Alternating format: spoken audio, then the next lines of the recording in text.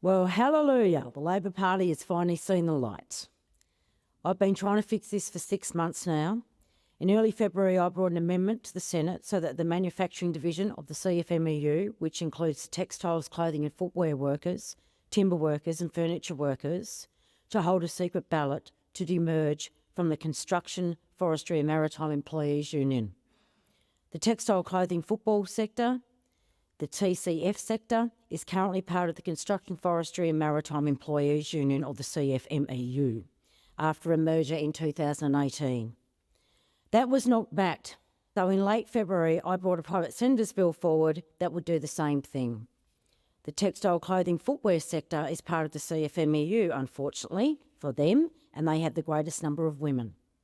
Many of these women are from non-English speaking backgrounds, and many of them have had first-hand experience of exploitation, underpayment, unsafe conditions, and abuse. I was gobsmacked, absolutely gobsmacked this was not back. I mean, seriously, all they are asking for is a secret ballot. Isn't that the core of our own democracy? The women in the textile sector probably know better than most what it's like to work for an organisation that is run by a bloke who likes to throw his weight around, putting it mildly. No prizes for guessing who I'm talking about. Yep, John Setka, of course, the current State Secretary of the Victorian branch of the CFMEU. You know, that bully boy who told a meeting that Rosie Batty's advocacy work had led to men having fewer rights? These women had to share offices with the CFMEU. And as a union rep said to the Age newspaper, and I quote, "Within the building there were jokes about domestic violence. It was very uncomfortable to the point where our division had to leave the building," end quote.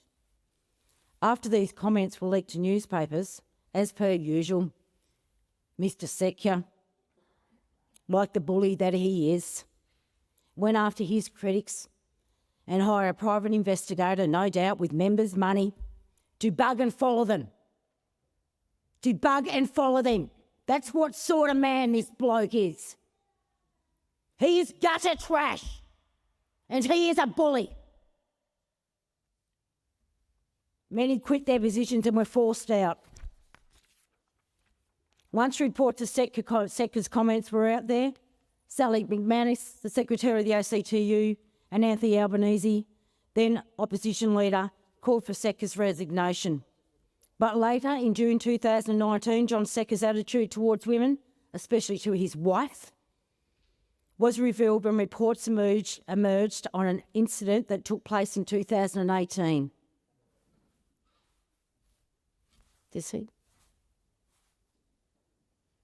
So, following this incident, Victoria Police charged Setka with 30 domestic violence charges, including recklessly causing injury and a pattern of harassment through breaching court orders and threats.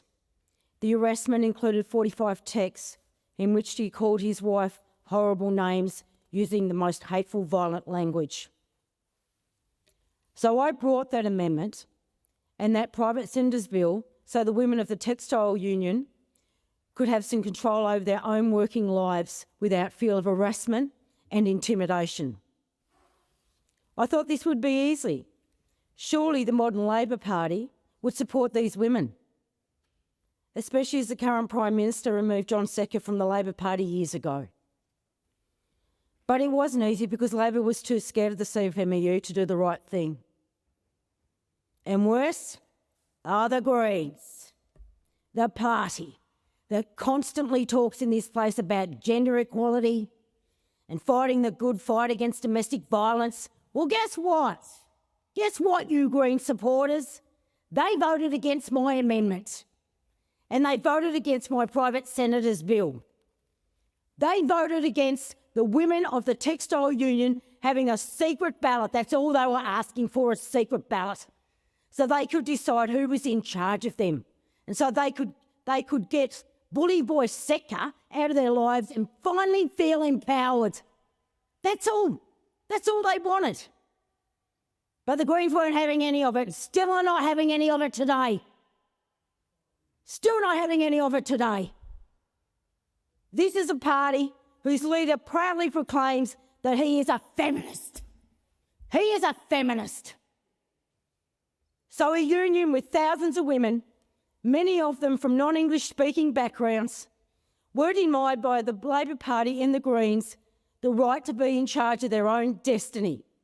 Their own destiny. This is the Australian Greens, who have a lot to say about women on their website, including, and I quote, women have the right to equal access and participation in decision-making processes in all areas of political, social, cultural, intellectual and economic life, end quote. How's that quote going on your website right now? So that's where we are at today. I was never going to back away from this fight. Not ever. Not for these women. I would have kept fighting away for these women and for the men also in this sector, so they could be free of John Setka and his intimidation and his abuse. But then, just a few weeks ago, old Setka can't help himself. Just can't help himself, that bloke. Started to bully the AFL, demanding that they sack their head referee because he previously worked for the Australian Building and Construction Commission.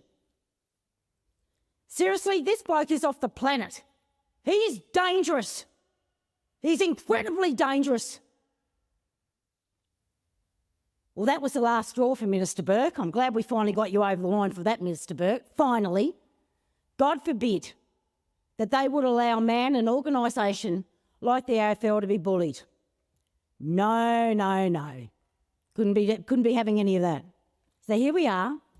The Labor Party has copied my private senator's bill and brought it to the chamber today. Finally, hooray. And well done to Minister Burke for acting quickly, no matter his motivation. Now, I am confident the Coalition will back this in. They know very well how John Setka operates and what pressure he puts on people to make sure that he gets what he wants. No matter what methods John Setka wants to use, he uses them. He does not care about human life. He does not care. He does not care if he plays stand-over man to get what he wants. He's a disgrace. He's nothing but gutter material. That's all John Setka's ever been and will ever be. The CFMEU and their behaviours put a stain on the entire union movement. You are disgusting. The core of the CFMEU behaves like thugs. They don't care about these workers. They just want to make sure they get all those big city construction projects, no matter how they get them. They don't play in the law because the CFMEU doesn't know what law means. They just care about money. They care about money and they care about power. But let's see what the Greens do today. My goodness. Yesterday they refused to support a motion that I brought condemning the defacing of war memorials. You would have thought their standards dropped enough towards the gutter yesterday. But oh no. It's all about the CFMEU instead of doing what they've said they always do, standing for the rights of women in this country. Well, here's your chance today, because I have to ask, if you don't vote for these women, what are you getting out of the CFMEU?